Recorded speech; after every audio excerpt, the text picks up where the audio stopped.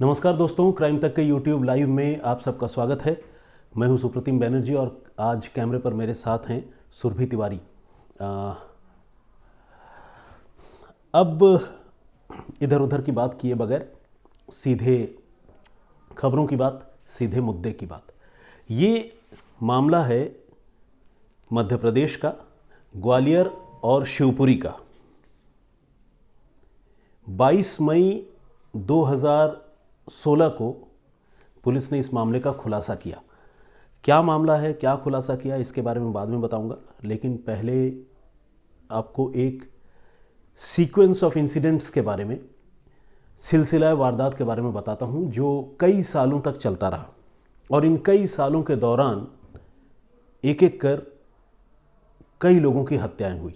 तकरीबन 5 से 6 लोग जो है इन सालों के दौरान अलग अलग जगह पर बहुत ही बेरहमी से, बहुत ब्रूटलिटी से मारे गए। तो पहले इस सिलसिले के बारे में आपको बताता हूँ। दिसंबर 2007 को शिवपुरी ज़िले में एक जगह है खनियाधाना। खनियाधाना इलाके में एक नौजवान मुलायम पाल की हत्या हुई और मुलायम पाल की लाश जो है, उसकी हत्या जो है वो हुई थी गुनेरू रेलवे स्टेशन के पास।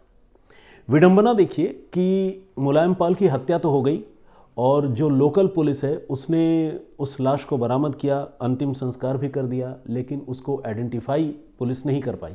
और इधर जो मुलायम पाल के घर वाले थे उन्होंने अपने बेटे की गुमशुदगी की रिपोर्ट लिखवाई। चूंकि गुमशुदगी की रिपोर्ट अलग थी, लाश अलग मिली, आइडेंटिफाई नहीं हो पाई, तो दोनों मामलों का आपस में कोई कनेक्शन नहीं बना। और मुलायम पाल की हत्या हो गई, उसका अंतिम संस्कार भी पुलिस ने कर दिया, लेकिन इस मामले में कत्ल का कोई मुकदमा दर्ज नहीं हुआ और मुलायम पाल की गुमशुदगी बस गुमशुदगी ही बनकर रह गई। ये घटना है दिसंबर 2007 की। उसके बाद 2008 में उसी खनियाधाना इलाके में, जो शिवपुरी ज़िले की हद में ही आता है, वहाँ सूरज जाटव नाम के एक दूसरे नौजवान की हत्या हुई। सूरज की हत्या जो है वो बहुत ही वहशियाना तरीके से, बहुत ही बेरहमी से की गई थी। उसका सिर पत्थरों से कुचल दिया गया था। उसकी लाश पुलिस ने बरामद की, पोस्टमार्टम के लिए भिजवाया और उस मामले की तफ्तीश पुलिस ने शुरू की। इसके बाद 7 और 8 के बाद एक गैप रहा, 9, 10, 11, 12, 13, 14, 5 साल का। उसके बाद 2014 में फिर एक हत्या हुई और इस बार हत्या जो है वो शिवपुरी में ही एक जगह है खजूरी रेलवे स्टेशन। खजूरी रेलवे स्टेशन के पास एक नौजवान की हत्या हुई जिस नौजवान का नाम था बुद्धू केवट, और ये हत्या हुई थी दिसंबर 2014 में। उसकी भी हत्या जो है वो पत्थरों से कुचल कर की गई थी। आपको पत्थरों से सिर कुचल कर हत्या किए जाने का ये जो सिलसिला है, इसे सुनकर शायद कोलकाता के स्टोन मैन की याद आ जाए, जो फुटपाथ में सोने वाले लोगों की हत्या कर दिया करता था, एक मिस्ट्री किलर, जिसको लेकर कई सारी कहानियां प्रचलित हुई। वो भी एक सीरियल किलर था और ये भी जो वाकया है, ये भी जिस घटना के बारे में आपको बता रहा हूँ, ये भी एक सीरियल किलर ही है जो लोगों का सिर पत्थरों से कुचलकर उसे मारा करता था। तो मुलायम पाल, सूरज जाटव, बुद्धू केवट, इन 3 लोगों की हत्याओं के बारे में आपको मैंने बताया। इसके बाद 2016 जनवरी में फिर एक अज्ञात नौजवान की हत्या हुई और वो हत्या हुई भौंती इलाके के नावली डैम के पास। वहाँ पर भी इस नौजवान की हत्या जो है वो पत्थरों से उसका सिर कुचलकर किया गया। इसके बाद 31 जनवरी 2016 को जीवन लाल केवट नाम के एक आदमी की हत्या हुई शिवपुरी में, और इसकी लाश जो है वो नोहरी कला रेलवे स्टेशन के पास मिली। वही मोडस ऑपरेंडी, पत्थरों से कुचलकर हत्या किए जाने की। और फिर फरवरी 2016, यानी इसी साल 2016 की मैं बात कर रहा हूँ, पहले जनवरी, उसके बाद फरवरी में फिर एक और हत्या हुई, और ये हत्या हुई एक अज्ञात नौजवान की, जो नौजवान खोदा बराड़ इलाके का रहने वाला था, लेकिन इसको पुलिस आइडेंटिफाई नहीं कर पाई। तो कुल मिलाकर 1, 2, 3, 4, 5, 6 लोगों की हत्या हो गई। और पुलिस ये जो अनसॉल्व्ड मामले थे उसकी जांच में लगी हुई थी। पहले तो बहुत सारे मामलों को पुलिस एक दूसरे के साथ कनेक्ट ही नहीं कर पाई, क्योंकि जैसा मैंने आपको बताया कि जब पहली हत्या हुई तब तो पुलिस ने लाश का अंतिम संस्कार कर दिया और गुमशुदगी की रिपोर्ट अलग दर्ज की, तो कत्ल का मामला तो दर्ज ही नहीं हुआ। और जबकि बहुत ही बेरहमी से हत्या हुई थी। और अगर कत्ल का मामला उसमें दर्ज भी हुआ होगा, मुलायम पाल की कत्ल की मैं बात कर रहा हूँ 2007 की, तो जाहिर है पुलिस इस तरह इन्वेस्टिगेशन पुलिस ने नहीं किया कि पुलिस उसको कहीं किसी मुकाम तक ले जा पाती और वो मामला अनसॉल्व्ड रह गया। तो जब कत्ल के मामले अनसॉल्व्ड रह जाते हैं तो कातिल छुट्टा घूमता है, और जब कातिल छुट्टा घूमता है और अगर कहीं वो सीरियल किलर हो तो फिर क्या होता है वो इस सिलसिला वारदात को देखकर समझा जा सकता है। एक एक करके साल दर साल जो भी कातिल था वो नौजवानों की हत्या कर रहा था और सारे लोगों की हत्या पत्थरों से कुचलकर कर रहा था। एक ही कातिल था, वो क्यों ऐसा कर रहा था, क्यों पत्थरों से कुचलकर नौजवानों की जान ले रहा था? इतने सारे अलग अलग लोगों से क्या किसी शख्स की दुश्मनी हो सकती है जिनका एज ग्रुप एक हो? ये बड़ी अपने आप में एक मिस्ट्री थी। और आपको ये भी पता है कि पुलिस के जो ऑफिसर्स हैं वो साल दर साल ट्रांसफ़र होते हैं, बदल जाती है उनकी पोस्टिंग। अलग अलग थाना इलाकों में जब घटनाएं होती हैं तो पुलिस जो है सारे मामलों को एक साथ कनेक्ट करके आमतौर पर तफ्तीश भी नहीं करती, जिसकी वजह से शायद इस तरह की घटनाएं और बढ़ती जाती हैं। तो ये एक सीरियल किलिंग का एपिसोड था जो 2007 से 2016 तक लगातार चलता रहा और पुलिस जो है इस मामले को सॉल्व नहीं कर पा रही थी। लेकिन मई के महीने में पुलिस को इस मामले में पहला ब्रेक थ्रू मिला। और ब्रेक थ्रू कैसे मिला? पुलिस को एक मुखबिर से एक संदिग्ध शख्स के बारे में जानकारी मिली। ये एक ऐसा संदिग्ध शख्स था जो शिवपुरी का ही रहने वाला था और जो उसका गांव था उस गांव का नाम था अचरौनी, खनिया धाना इलाका। इसी इलाके का रहने वाला एक संदिग्ध शख्स था जिसके बारे में पुलिस को जानकारी मिली और इस आदमी का नाम था वनमाली जोशी। 45 साल के वनमाली जोशी के बारे में मुखबिरों ने पुलिस को यह बताया कि इस आदमी ने एक शख्स के साथ दोस्ती की थी और उसकी हत्या कर दी थी। उस शख्स का नाम मैं आपको बताता हूं, जीवन लाल केवट। 31 जनवरी 2016 को जो हत्या हुई थी उस मामले की भी पुलिस तफ्तीश कर रही थी, आपको मैंने बताया। और फरवरी 2016 में जो हत्या हुई थी उसकी भी पुलिस तफ्तीश कर रही थी। दोनों मामलों की तफ्तीश अलग अलग चल रही थी। पुलिस को नहीं पता था कि दोनों कत्ल का एक दूसरे से कोई रिलेशन भी हो सकता है।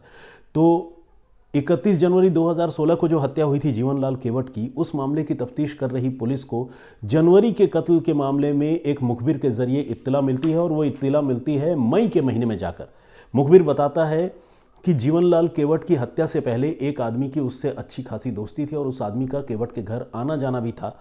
बहुत मुमकिन है कि उसने शायद जीवनलाल केवट की हत्या की हो।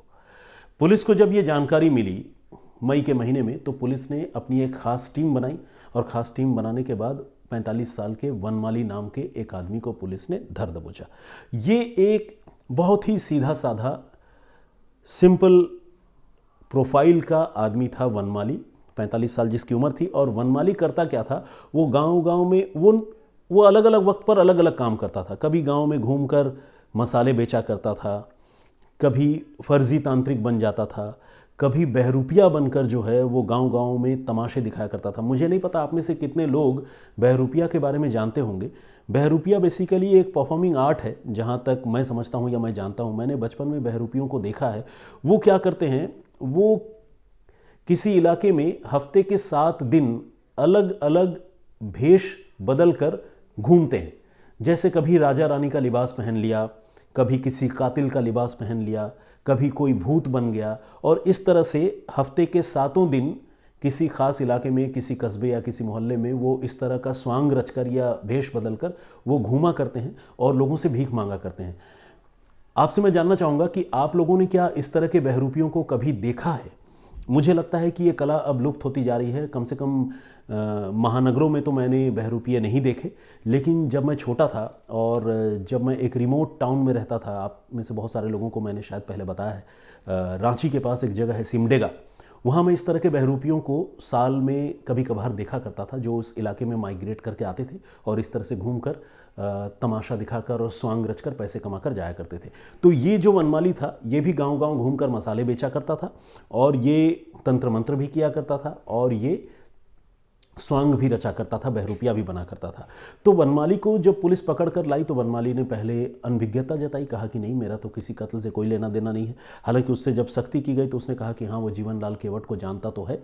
लेकिन जब उसकी जन्म कुंडली पुलिस ने निकाली और उससे और सख्ती से पूछताछ की तो ये पता चला कि 2007 में जो पहली हत्या हुई थी मुलायम पाल की, उस हत्या के मामले में वनमाली जोशी को अदालत ने दोषी करार दिया था और वो कुछ सालों तक जेल भी रहा।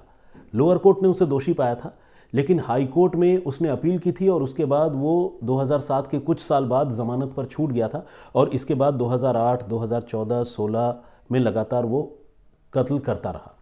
पहले जो है उसने पुलिस को इसके बारे में नहीं बताया, लेकिन जब पुलिस अपनी सख्ती पर आई तो उसने एक एक कर अपने सारे गुनाह कबूलने शुरू किए और 2007 से लेकर 2016 तक के 6 कत्ल की बात उसने कबूल की। अब पुलिस ने उससे पूछा कि भाई क्यों करते थे हत्याएं, क्यों मारते थे? तो उसने बताया कि वो जो है आम तौर पर बेरोज़गार नौजवानों को ही टारगेट करता था। वो उनका सॉफ्ट टारगेट होते थे। वो बेरोज़गार नौजवानों को नौकरी दिलाने का झांसा देता था। और अब विडंबना देखिए, हमारे देश की इतनी घनी आबादी, लोगों के पास नौकरी नहीं, और एक अदद नौकरी के लिए इंसान जो है कुछ भी कर गुजरने के लिए तैयार है। खासकर किसी बेरोज़गार से पूछिए जो कई सालों से नौकरी की तलाश कर रहा है। तो इस तरह के बेरोज़गारों को वो टारगेट करता था और उन्हें छोटी मोटी नौकरियां दिलाने का झांसा देता था और 5,000 रुपये उसके बदले में लेता था। जब 5,000 रुपये उसके हाथ लग जाते थे तो वो इस तरह के नौजवानों को, चूंकि लूटना ही मकसद था, पैसे उससे वापस नहीं लौटाने थे और नहीं कोई नौकरी दिलानी थी, तो इस तरह के नौजवानों को बहला फुसला कर शहर के ही किसी सुनसान गली में, किसी सन्नाटे में लेकर जाया करता था। इसी वजह से मैंने आपको बताया, आपने गौर किया होगा कि रेलवे स्टेशन के आसपास मर्डर करता था। तो छोटे कस्बों में, गाँव में जिस तरह के हॉल्ट टाइप के रेलवे स्टेशन होते हैं, रेल की पटरी के किनारे सुनसान जगह होती है, वहाँ आबादी आमतौर पर नहीं होती, तो इस तरह की जगहों पर वो अपने शिकारों को लेकर जाता था जो उसके टारगेट होते थे और 5,000 रुपये लेने के बाद बहुत ही ब्रूटल तरीके से उनकी हत्या कर देता था। इसकी मोडस ऑपरेंडी सिंपल ये थी कि वो बातों में बहला फुसला कर लोगों को लेकर जाता था और सुनसान जगह ले जाकर पहले जो है अचानक धोखे से घात लगाकर चेहरे पर एक पंच मारता था, घूसा। और जब किसी भी आदमी को अचानक इस तरह का घूसा मारा जाए तो वो जाहिर सी बात है वो कई बार अनकॉन्शियस हो जाता था, कई बार वो अपने आप को रिकवर नहीं कर पाता था। तो जब वो ज़मीन पर गिर जाता था उसका शिकार, उसके बाद वो पास में कोई पत्थर जो होता था उसे उठाकर उस शिकार का सिर कुचल देता था और तब तक वार करता था जब तक कि सब कुछ, इंग्लिश में जो वर्ड है ना, स्मैश ना हो जाए, कुचल ना जाए। एक और वर्ड है, उसको मैं यूज़ नहीं करना चाह रहा हूँ। तो इस तरह से वो हत्याएं करता था और 5,000 रुपये लूट कर भाग जाया करता था। आप देखिए, ये सिलसिला तकरीबन 7 से लेकर 16 लगातार साल दर साल चलता रहा और 6 लोगों की हत्याएं हो गई। पुलिस जो है इसे गिरफ्तार भी नहीं कर पा रही थी, और वो भी तब जब एक अकेले मामले में पुलिस ने पहले ही मामले में इस आदमी को गिरफ्तार भी किया था और इसके बाद इसे अदालत से ज़मानत भी मिल गई थी। उसके बाद ज़मानत पर बाहर आने के बाद इसने 5 और हत्याएं की। इस तरह से ये एक खौफनाक सीरियल किलर था वनमाली जोशी, जिसको फाइनली शिवपुरी नहीं बल्कि ग्वालियर की पुलिस ने गिरफ्तार किया और ग्वालियर पुलिस ने उसको 22 मई 2016 को गिरफ्तार किया। फिलहाल ये जो वनमाली जोशी है ये जेल में है और अपने गुनाहों की सज़ा काट रहा है। लेकिन इस बहरूपीय सीरियल किलर की कहानी वो वाकई बहुत ही विचलित करने वाली है, चौंकाती है। और इस वाक़ये से आप हमारे सिस्टम के लूप होल्स को भी समझ सकते हैं कि किस तरह पुलिस इन्वेस्टिगेट करती है, किस तरह पुलिस की कार्यशैली है। कुछ मामलों में पुलिस जो है मरने वालों का पता तक नहीं लगा पाती, उनकी गुमशुदगी की रिपोर्ट ही दर्ज रहती है। ज़्यादातर मामलों में मरने वालों की पुलिस पहचान तो करती है लेकिन कातिल को नहीं पकड़ पाती, तो पुलिस फाइनल रिपोर्ट लगा देती है। कम से कम इस केस स्टडी में तो यही है। लेकिन एक फैक्ट या एक सच्चाई ये भी है कि गुनहगार जितना भी शातिर हो कभी ना कभी पकड़ा ज़रूर जाता है, और इस मामले में भी ऐसा ही हुआ। वनमाली जोशी नाम का ये सीरियल किलर पकड़ा गया। बढ़िया होता कि पहले कत्ल के बाद ही जब वो दोषी करार दिया गया था तो उसे ज़मानत नहीं मिलती और वो बाहर आकर एक के बाद एक और कत्ल नहीं कर पाता। और अगर उसे ज़मानत मिली भी थी तो इस तरह के कातिल को ज़मानत देने के बाद कम से कम उस इलाके की पुलिस को पाबंद करना चाहिए था कि पुलिस उस कातिल को पाबंद करे, उस पर नज़र रखे और उसे थाने में आकर हाज़िरी देने के लिए कहे, ताकि वो हफ्ते में अगर एक बार भी थाने में जाकर हाज़िरी देगा तो कम से कम वो दोबारा कत्ल करने के बारे में नहीं सोचेगा, क्योंकि कत्ल करने वाला आदमी जो है इतनी आसानी से पुलिस के पास नहीं जाता और हिम्मत नहीं जुटा पाता। तो बहुत सारे मामलों में गुनहगारों के लिए पुलिस इस तरह का आदेश जो है जारी करती है, लेकिन इस मामले में जो हमारे सिस्टम की कमी है उसका फ़ायदा इस सीरियल किलर ने उठाया था, लेकिन आखिरकार वो पकड़ा गया। आज का वाकया या आज की कहानी यहीं तक, लेकिन आप सबसे गुजारिश है कि जाइएगा नहीं। अभी आप लोगों ने मुझे जो मेरे पिछले वीडियो में जो कमेंट्स किए थे उसके बारे में मैं आप लोगों को कुछ पढ़ना सुनाना कुछ बोलना चाहता हूँ। सबसे पहले तो मैं दिल की गहराइयों से आप सबका शुक्रिया करना चाहता हूँ, क्योंकि मुझे नहीं पता था कि आप लोग इस तरह से मेरी घर वापसी का इंतज़ार कर रहे होंगे कि मैं वापस आऊँगा कभी लाइव, और आप लोग इस तरह से जिसे कहते हैं ना कि पलकों पर मुझे बिठा लेंगे। तो मैं बहुत शिद्दत से आप सबका धन्यवाद करता हूँ और मैं बहुत ओवरवेल्म्ड फील कर रहा हूँ। अंदर से मुझे बड़ी खुशी है कि इतने पॉजिटिव रिस्पॉन्स, वीडियो भी आप में से बहुत सारे लोगों ने देखा, हज़ारों लोगों ने देखा, बहुत सारे लोगों ने किया, लाखों में तो अभी बात नहीं पहुंची है कम से कम पिछले वीडियो की, लेकिन सैकड़ों कमेंट्स आए हैं और आपको जानकर सुखद आश्चर्य होगा, कम से कम मुझे तो हो ही रहा है, खुशी हो रही है कि ज़्यादातर लोगों ने यही कहा कि मैं इतने दिनों तक कहाँ गायब था। लोगों ने कहा वो मुझे बहुत मिस कर रहे थे। बहुत सारे लोग इस बात पर नाराज़ थे कि मैं अचानक गायब हो गया और मैंने फिर कोई बीच में आकर न तो कोई वीडियो बनाया और न ही एक बार भी आकर कोई बताने की ज़रूरत समझी कि मैं बिज़ी हूँ या नहीं आ पा रहा हूँ या मेरे एब्सेंस की वजह क्या है। और आप लोग जो है मेरा इंतज़ार करते रहे, कभी शम्स सर से, कभी लोकेंद्र भाई से, कभी हमारे किसी और साथी से आप लगातार पूछते रहे। तो वाकई मुझे लगता है कि ये मेरी गलती थी। अगर मैं इतने समय तक एब्सेंट रहा भी तो मुझे आप लोगों को बताना ज़रूर चाहिए था। बहरहाल अब आइए जल्दी से कुछ नाम पढ़ते हैं, क्योंकि सारे कमेंट्स तकरीबन एक जैसे हैं, तो जल्दी जल्दी कुछ नाम पढ़ूंगा और आई होप कि आप लोगों को अपना नाम सुनकर अच्छा लगेगा। अंकुर कुमार हैं, रुचि सक्सेना हैं, नयन डी हैं, दीप चंद्र मौर्य हैं, संदीप कुमार हैं, देवेंद्र शर्मा हैं, ज्योति राणा हैं, संगसेन गनकर, सुजीत कुमार गुप्ता, जितेंद्र हाडा, मनु शर्मा, अरविंद तिवारी, राम एम, जुम्मा मियाँ, गुड़िया Singh, Piyush Bhandari, money Chhetri, Abhishek Kumar, Anjali Tiwari, my India, Sanatan and विज्ञान, इन्होंने एक कमेंट भी किया है लेकिन कमेंट थोड़ा आपत्तिजनक है, अजीब है, रघुवीर भाटी, तेंजिन गावा, आदित्य कुमार वर्मा, आमिर खान, हैप्पी बिस्ट, मधुर मिश्रा, सफिया सुल्ताना, ब्रिजराज सिंह, ब्रिजेंद्र सिंह, तरुण सुयाल, अर्जुन कुमार, अनूप सरदार, उत्तम वर्मा, राहुल वेनीवाल, दीपक कौल, सतीश बर्नवाल, रमेश जाटव। अच्छा, मैं लगातार नाम पढ़ता जा रहा हूँ और ये भी थोड़ा मोनोटोनस और बोरिंग सा लग रहा है, इसीलिए कुछ चुनिंदा कमेंट्स जो मेरी निगाहों से अभी गुजरेंगे या गुजरने वाले हैं मैं उसको भी पढ़ने की कोशिश करता हूँ। जैसे आसिया सदद ये लिखती हैं कि good to see you back, story telling is not the same without you, please avoid long absence. बिल्कुल सही बात, उन्होंने थोड़ी हौसला अफजाई भी की है और कहा है कि लॉन्ग एब्सेंस न रखा करूं। संजय कुमार, मेरी जान हिंदुस्तान के नाम से भी का आईडी है। अल्ताफ़ खान, स्वपन देवव्रता, इन्होंने लिखा है कि सर मैंने दोपहर का शो देखना ही छोड़ दिया था पर अब आप आ गए हैं सर, थैंक्स। तो कुल मिलाकर ये दोबारा देखने की शुरुआत कर रहे हैं, thank you very much Swapan. Neha Yadav, welcome back sir ji लिख रही हैं। बीथी चक्रवर्ती, इन्होंने कहा कि उन्होंने बहुत मिस किया। Praveen Thakur, Ashwini Kumar, we don't know everything, we don't know everything, अच्छा एनीथिंग लिखना चाहते होंगे। We are angry to you ये लिखा है, we are angry with you ये कहना चाह रहे हैं, वो मुझसे नाराज़ है, वो कुछ नहीं जानते हैं, कहने का मतलब ये है अश्विनी कुमार जी ने जो लिखा है। आरिफ खान, आपका गुस्सा भी सिर माथे पर दोस्त, मैं समझ सकता हूँ, आप एक्सपेक्ट करते हैं कुछ, मेरा एब्सेंस आपको खलता होगा तभी आपने इस तरह की बातें लिखी है, तो अगर आप नाराज़ भी हैं तो भी मेरी खुशकिस्मती है और मैं ग्रेटफुल उसके लिए हूँ।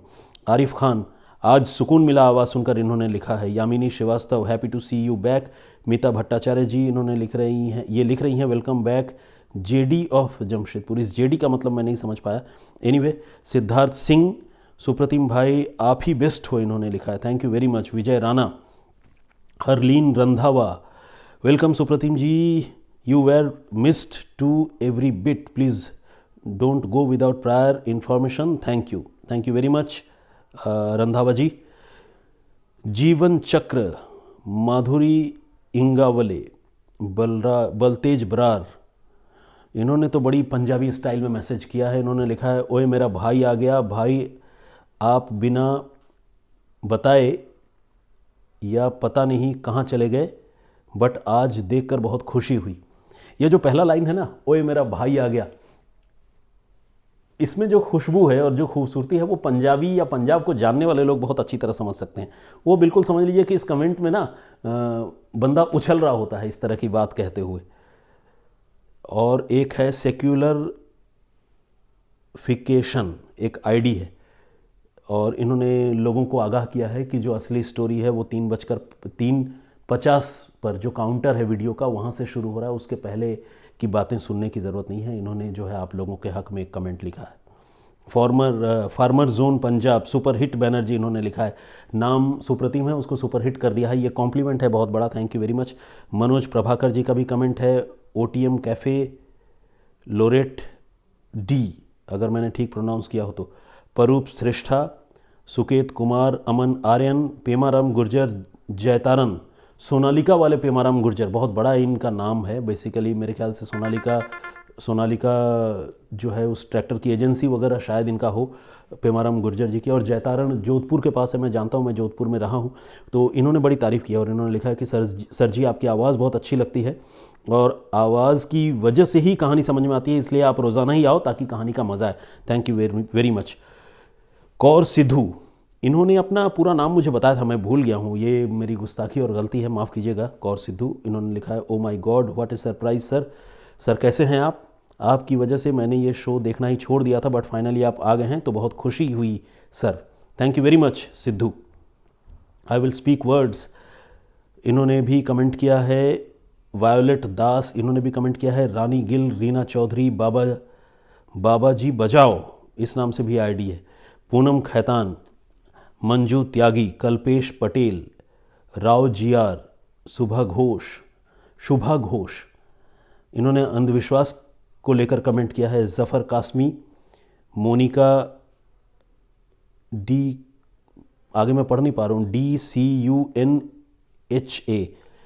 कैसे प्रोनाउंस करूँगा मुझे नहीं पता, लेकिन मोनिका फर्स्ट नेम है।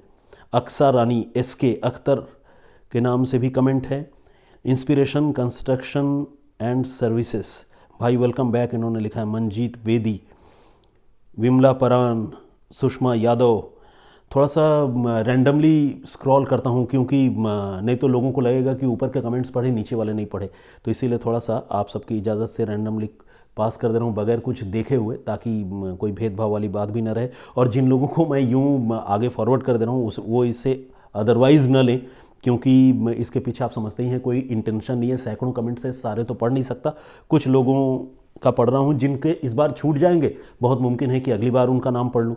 तो शैलेश पांचाल जी भी हैं, वकेंद्र प्रज्ञा है, श्रीपद अभ्यंकर, बहुत अच्छा नाम है, राजुल शर्मा ऑफिशियल, मुन्ना जी एंटरटेनमेंट, नवीन दर्जी, मनप्रीत सिंह, विकास दुबे कानपुर वाला, सुप्रतिम भाई आप तो मिस्टर इंडिया हो गए, इन्होंने लिखा है और बहुत सारी इमोजी बनाई है।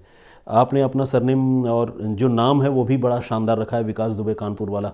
उस घटना की याद आ गई, आपको पता ही है विकास दुबे कानपुर वाला बड़ा मशहूर हुआ था। शोभा कुलकर्णी, वेलकम सर, हम आपका इंतज़ार कर रहे थे, आपको देखकर अच्छा लगा। उष्मा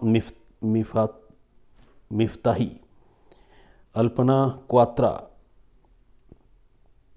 अरमान सिंह और रिजविज, ठीक है, और गुरजीत देओल, इनका कमेंट मैं आखिरी पढ़ रहा हूँ। सर बहुत मिस किया आपको, इन्होंने लिखा है।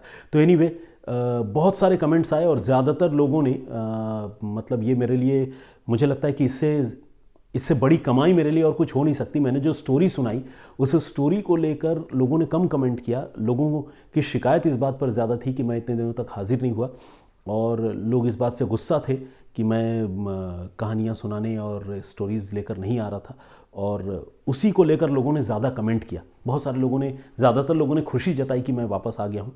तो आप समझ सकते हैं कि ये कितना बड़ा रिवॉर्ड है मेरे लिए और कितना बड़ा कॉम्प्लीमेंट है। आप एक बार खुद को मेरी जगह रखकर सोचिए, फिर आप समझ पाएंगे कि इस रिकॉग्निशन के क्या मायने हैं। वाकई मेरे पास शब्द नहीं है आप सबका शुक्रिया अदा करने के लिए।